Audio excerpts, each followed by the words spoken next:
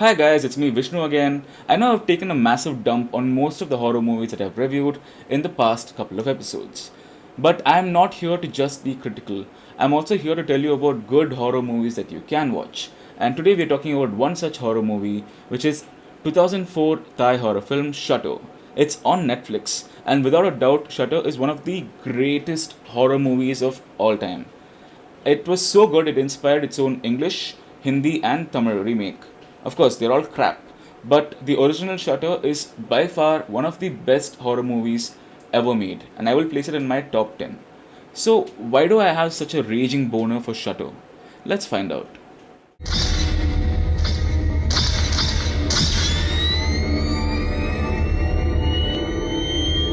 เครื่องพี่เป็นไรปะเนี่ยไอ้เหี้ยนี่ถ่ายดีก็มึงเก่งถ่ายเสียก็ว่ากูล้างไม่ดี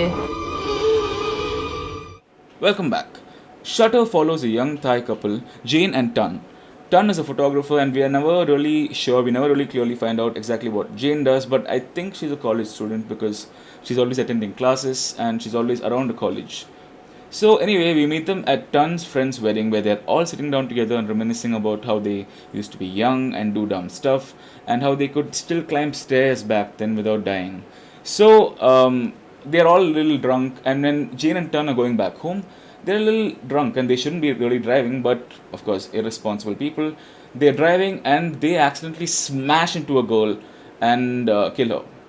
No, but seriously, what happens is while Jane is driving, a girl suddenly walks into the front of the car and bing bang boom, she's taken off the ground.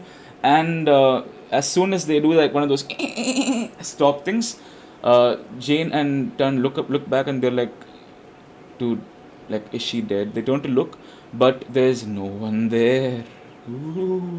No, but seriously, there's a very dead looking girl lying on the road after they hit her.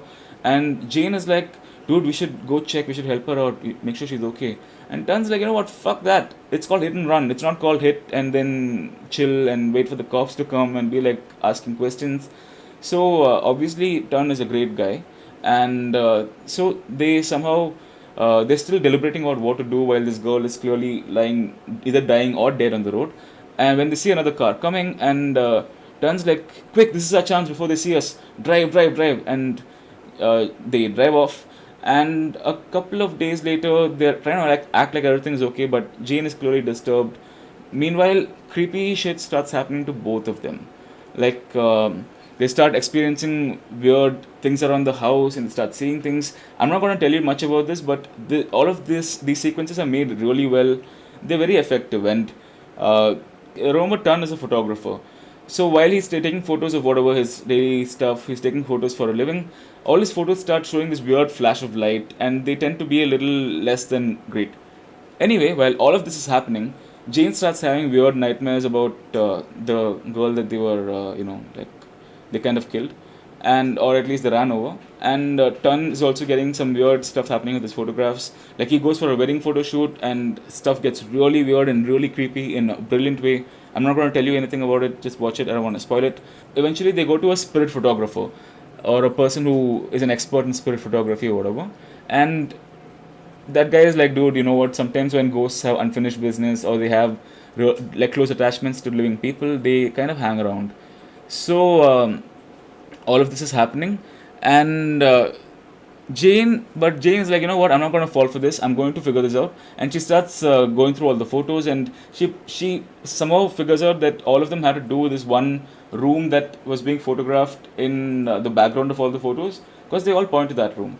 And that room is in a college university that Tun also attended. She goes to that room, and it's like a big chemistry or biology lab, and she puts two and two together and realizes that the ghost haunting them is this girl called Natri, because she understands that she has been haunting them. She sees a photo with her name very conveniently placed, and she starts, prodding Tun, and she's like, dude, she went to the same college as you at the same time that you were there. What the hell happened? What happened? And he's like, okay, fine, I'll tell you. She was in love with me. We were together, and then I like didn't want to be with her, and then she tried to kill herself. It was really sad. But that was the last I heard from her. And so once they realize that this is the girl that's haunting them, they decide that they'll have to go to her hometown and figure out what the hell happened.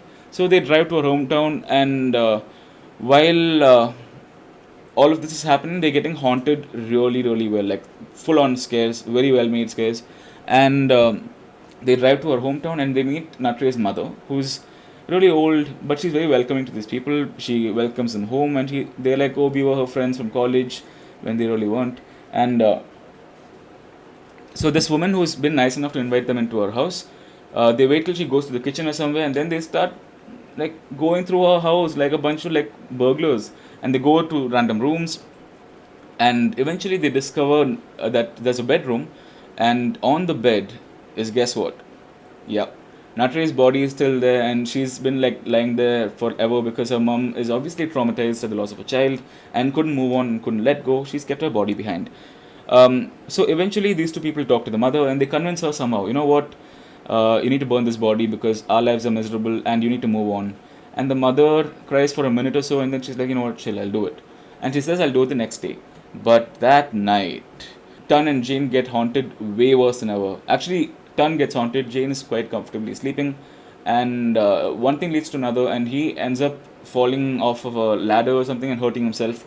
And the next day, he's in the hospital, and Jane visits him and tells him, dude, they cremated Natri, you can chill, rest easy, that ghost is gone, happy times, happy times. And the movie gets over.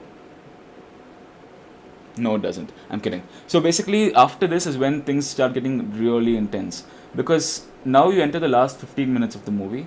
And while the first entire segment and all of the movie is great, it's tremendous, the last 15 minutes is what really sets it apart. So Jane gets back home while Tan is still in the hospital. And while she was away, the camera was still taking photos, the one that was set up in the house. And she goes and looks at the camera, and they all point to one specific area of the house, and they show the ghost in the photos, and the ghost is pointing to something, and she finds out what that something is. And I'm not going to say anything to spoil this next part, but this is where the movie comes to its intense conclusion. So Tun gets back home and realizes what has happened, and he confronts the ghost, and things start going nuts. And I don't want to spoil it for you because it's a very intelligent ending. You realize that everything that has been, all the clues that have been laid in the movie, everything you've been seeing and hearing has pointed to one conclusion. And that's the conclusion that Shutter comes to in its last 15 minutes. And it is amazing. And that's why I like Shutter more than most other horror movies, because it treats its audience like they're intelligent, not like they're a bunch of dullards who need scares spoon fed into their mouths or put directly into their butts.